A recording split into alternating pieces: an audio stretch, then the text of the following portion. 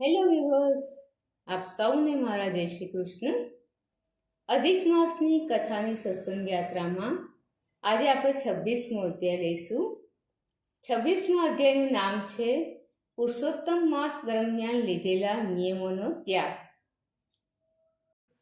વાલ્મીકી બોલ્યા, હવે સમગ્ર પાપોનો નાશ કરવા તથા ગરુડધ્વજ ભગવાનને પ્રસન્ન કરવા જે નિયમો લીધા હોય તેઓનો વિધિપૂર્વક ત્યાગ કરવાનું કહેવાય છે. હે રાજા, જે માણસે પુરુષોત્તમ માસમાં રાત્રે ભોજન કરવાનો નિયમ લીધો હોય તેણે છેવટે બ્રાહ્મણોને જમાડવા અને પછી નિયમ છોડવો. જેણે વ્રતમાં માગ્યા વિના જેટલું પાત્રમાં પ્રથમ પીરસાયું હોય તેટલું જ ખાવાનો નિયમ લીધો હોય તેણે સોનાનું દાન કરવું અને પછી પોતે લીધેલો નિયમ છોડવો.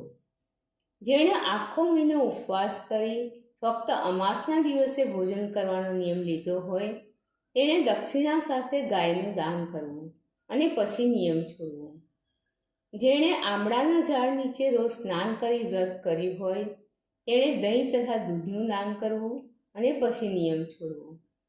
જેણે ફળો નહીં ખાવાનો નિયમ લીધો હોય તેણે ફળનું દાન કરવું અને પછી નિયમ છોડવો. જેણે આખો મહિનો વ્રત કરી તેલ છોડ્યું હોય તેણે ઘીનું દાન કરવું અને જેણે ઘી છોડ્યું હોય તેણે દૂધનું દાન કરવું.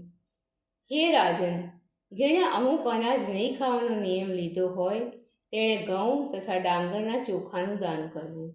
અને હે રાજા, અંતર્યામી ભગવાન જેને પ્રિય છે એવા જે મનુષ્ય ભોંય પર કંઈ પાથર્યા વિના સૂવાનો નિયમ લીધો હોય તેણે પોતાની તથા બીજાને સુખકારક તળાઈ, ઓસીકું, ઓછાળ વગેરે સહિત સૈયાનું દાન કરવું.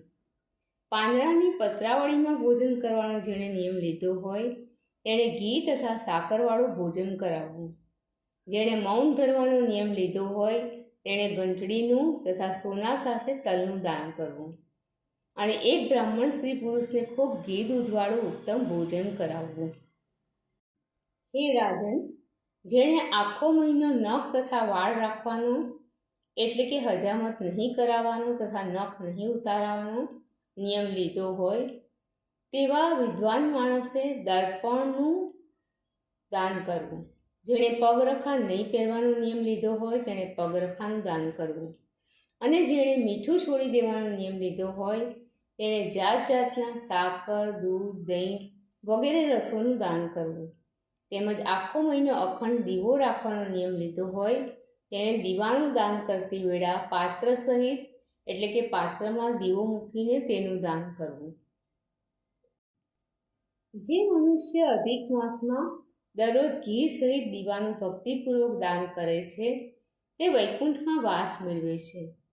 માટે વ્રતની સંપૂર્ણતાના કારણે તાંબાના પાત્રમાં ઘી સાથે સોનાની દિવેટ મૂકી દીવો કરી 40 માસા ભાર સોનાનું અવશ્ય દાન કરવું જોઈએ.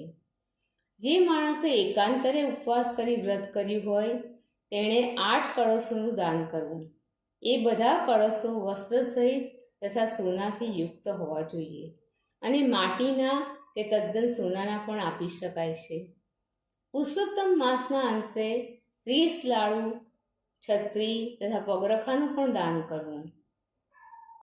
ઉપરાંત ગાડીની ધોંસીમાં જોડી શકાય એવા શક્તિશાળી બળદ પણ દાનમાં આપવા. ઉપર જણાવેલા સર્વદાનો આપવાનું સાહિત્ય ન મળી શકે અથવા તે દાન કરવાની શક્તિ ન હોય તો હે રાજન, તે પૂર્વોક્ત સાહિત્ય વિના પણ કેવળ બ્રાહ્મણનું વચન જ વ્રતની સંપૂર્ણ સિદ્ધિ આપનારું છે એમ શાસ્ત્રમાં કહ્યું છે. જે મનુષ્ય કેવળ એક જ અનાજ ખાઈ આખા પુરુષોત્તમ માસનું સેવન કરે છે તે 4 ભુજાઓવાળો પરમેશ્વર સ્વરૂપ થઈને પરમ ગતિને પામે છે. કારણ કે એક અનાજના ભોજનથી બીજું આ લોકમાં કંઈ પવિત્ર જ નથી. એક જ અનાજનું ભોજન કરવાથી ઘણા મુનિઓ સિદ્ધ સ્વરૂપ થઈ પરમ નિર્વાણ પદ મોક્ષને પામી ગયા છે. જે મનુષ્ય અધિક માસમાં ફક્ત રાત્રે ભોજન કરે છે તે રાજા થાય છે અને સર્વ કામનાઓને પ્રાપ્ત કરે છે, એમાં સંશય નથી. હે રાજા, દિવસના પ્રથમ ભાગમાં દેવો જમે છે, બપોરના સમયે મુનિઓ જમે છે, દિવસના પાછલા ભાગમાં પિતૃઓ ખાય છે અને આત્મજ્ઞાની તો છેક સાંજના ભોજન કરે છે. માટે તે સર્વ વેળા ઓળંગીને સાયંકાળ વીત્યા પછી ભોજન કરે છે તે રાજા થાય છે. એટલું જ નહીં પણ તેના બ્રહ્મ હત્યાદી પાપો નાશ પામે છે. માટે હે રાજા, રાત્રે ભોજન કરનારો સર્વ પુણ્યશાળી કરતાં પણ અધિક પુણ્યશાળી થાય છે. એ મનુષ્ય દરરોજ અશ્વમેઘ યજ્ઞનું ફળ પામે છે. શ્રી હરિને પ્રિય એ પુરુષોત્તમ માસમાં અડદ ન ખાવા. એ મહિનામાં અડદ ન ખાવાથી તે મનુષ્ય સર્વ પાપોથી મુક્ત થઈ વિષ્ણુલોકમાં જાય છે. જે માણસ બ્રાહ્મણ હોવા છતાં તલની ઘાણી પીલવાનો ધંધો કરે છે તેને પાપી જાણવું. હે રાજા, તે જેટલા તલના દાણા પીલે છે તેટલા વર્ષો સુધી રૌરવ નરકમાં રહે છે, ચાંડાલની યોનિને પામે છે અને ત્યાં પણ કોઢના રોગથી તે પીડાય છે. જે મનુષ્ય પુરુષોત્તમ માસની અજવાળિયાની તથા અંધારિયાની એકાદશીનો ઉપવાસ કરે છે તે 4 ભુજાવાળા પરમેશ્વર સ્વરૂપ થઈ ગરુડ પર બેસીને વૈકુંઠ ધામમાં જાય છે. દેવો તેની પૂજા કરે છે અને અપ્સરાના સમુદાયો તેની સેવા કરે છે. તેમજ દસમ તથા બારસના દિવસે જે એક વખત જમે છે તે પણ દેવોના દેવ ભગવાનને પ્રીતિકારક થાય છે અને તેથી સ્વર્ગલોકને પામે છે. હે રાજન, ભક્તિથી પણ સર્વકાળે દર્ભનો પૂંછડો પાસે ન રાખવો. કેવળ અમુક પવિત્ર ધર્મક્રિયા વખતે દર્ભ પાસે રખાય છે, પણ સર્વકાળે રખાય જ નહીં. કેમ કે દર્ભ પાસે હોય અને જે મનુષ્ય મળમૂત્રની શુદ્ધિ કરે છે અથવા દર્ભ વડે જે માણસ મળ મૂત્ર કફ કે લોહી સાફ કરે છે તે પણ વિષ્ઠામાં કીડો જન્મે છે. દર્ભ એ પરમ પવિત્ર છે. દર્ભ વિનાની કેટલીક ધર્મક્રિયાઓ વ્યર્થ ગણાય છે. દર્ભના મૂળમાં બ્રહ્મા વસે છે, વચ્ચેના ભાગમાં વિષ્ણુ વસે છે અને અગ્રભાગે ઉમાપતિ શંકર વસે છે. માટે દર્ભથી કોઈ અપવિત્ર વસ્તુની સફાઈ કરવી નહીં.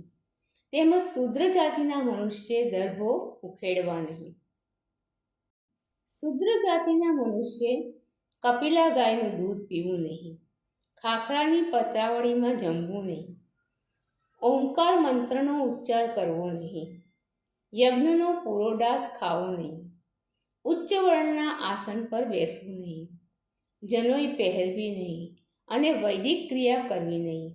આમ શૂદ્ર માટે તે શાસ્ત્રીય ક્રિયાઓનો નિષેધ છે.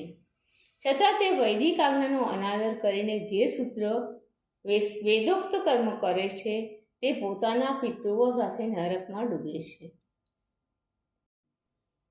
વૈદિક આજ્ઞા ન હોવા છતાં વેદોક્ત કર્મ કરવા લાગી પડેલા શૂદ્રો જ્યાં સુધી 14 ઇન્દ્રો રાજ્ય કરે છે ત્યાં સુધી ઘોર નરકમાં પડ્યા રહે છે અને તે પછી પણ કુકડાની, ભૂંડની કે વાંદરાની જાતિમાં જન્મે છે.